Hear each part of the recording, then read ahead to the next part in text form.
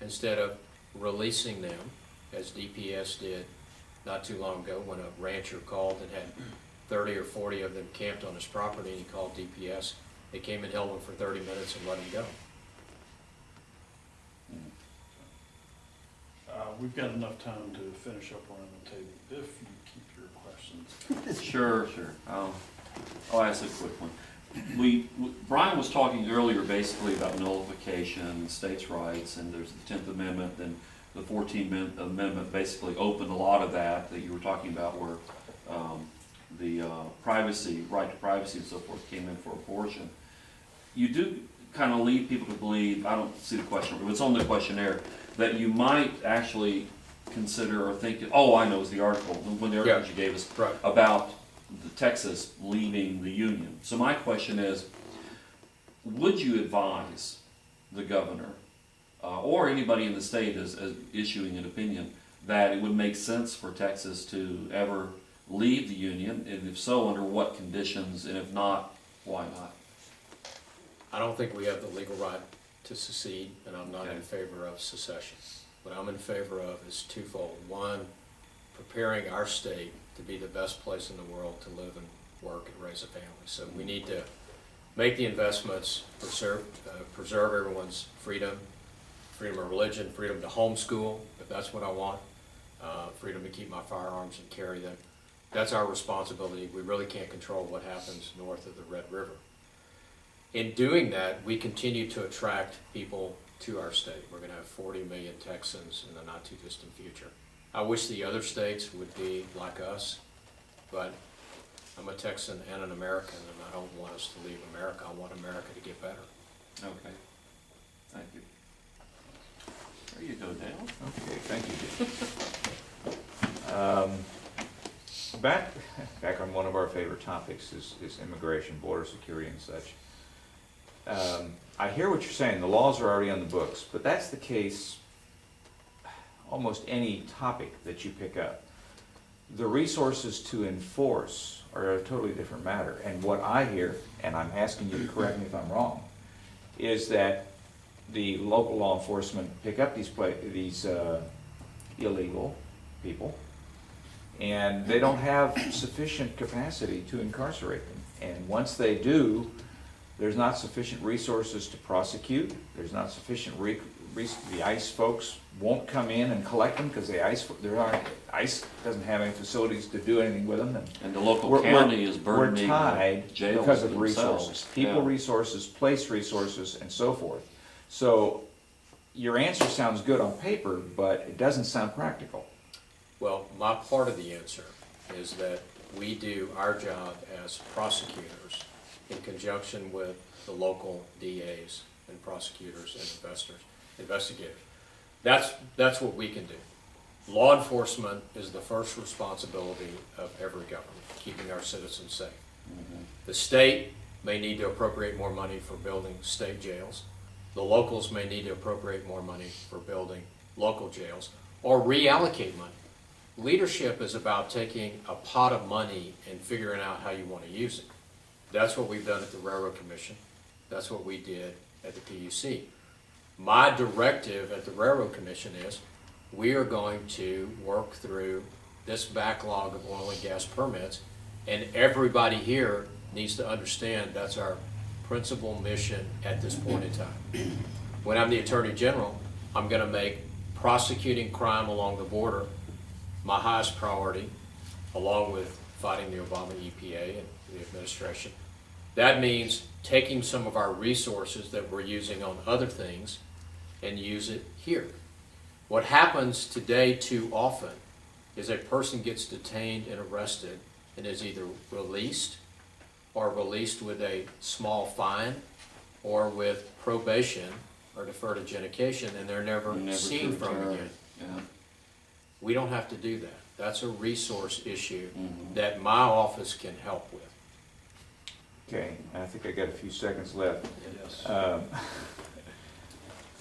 And that's a good answer. I personally, very much, and I'm certainly not alone, like Joe Arpaio's solution. What are the legal challenges to implementing that here? In terms of the camps and that he put up, the tents. Put up fence, Right, tents, right. pink Tents. underwear, and the whole 9 yards. You know, I think we have a lot of flexibility in how we incarcerate people. Now, we probably need to push back on the federal government, and you'll remember William Wayne Justice was the one who gave all of our prisoners, he's gone, but gave all of our prisoners a lot of rights. But we have to have flexibility in how we hold people and the conditions under which we hold them. And nobody should be entitled to anything that approaches luxury accommodations. Which is what they become accustomed to. Yeah. Okay. Okay, last All right. question. Since 2001, we've seen our rights eroded. Everything from the TSA to the NSA spying on us and everything else. What will you do as Attorney General to get these rights back? Continue fighting and suing as I have been. I worked with State Representative David Simpson, I don't know if y'all know him, from East Texas. He's a great man, a friend of mine, on a TSA bill to try to prevent groping of grandmas and children. Oh, yeah. And we couldn't get it out of committee in the legislature. And I have a history of fighting back against people that are corrupt and wasting our money. When I lived here in Houston, back in 2002, I worked with Michael Berry and Paul Betancourt, and we thought that Lee Brown was destroying the city, so we wrote a letter to the editor that appeared April the 15th, 2002, challenging his leadership of the city and asking that the city not spend more money each year than the change in population and the CPI. And I was fired from my very well-paid job 4 days later. So I put my money where my mouth is. The federal government is in our business in ways that it shouldn't be, from the NSA to the IRS targeting of Tea Party. And I'll use every mechanism that I have at the Attorney General's office. These are violations of our Fourth Amendment rights, Fifth Amendment rights. It's got to be stopped. But you think you need legislation? I don't think in we order need to go forward? legislation, no. Okay, I think we just have to sue, okay. So where were you then, back in 2002? Assistant DA? right here. Oh, right. Yeah, Assistant Right here. DA. No, this was before Oh, this is before I went to I was a businessman here. huh. Who fired you? I worked for Bank One, and Bank One fired me 4 days after Oh, I see. we wrote this letter to the editor. I assume that they got a call from the mayor Yeah. expressing their disapproval and my speaking out against him. Uh-huh. So is that a statement that you will sue the TSA if you're elected? The TSA is attempting to try to fix the problems of the past. I would certainly take a look at it. I mean, I have one extremely unpleasant experience with the TSA that is probably still up on YouTube. I'd like to try to figure out a way to do it, to stop them from groping people who are not terrorists. But we've allowed the TSA to put in place this model for so-called security, which is unlike anything else in the world. I mean, if we really want to get serious about terrorism, we need to identify people that fit the profile of terrorists, and we need to then take them through a second level of screening. But right now, that doesn't happen. Okay, that concludes the questioning, and feel free to take up to 5 minutes for your closing. Well, thank you. I do appreciate the opportunity to be with you all.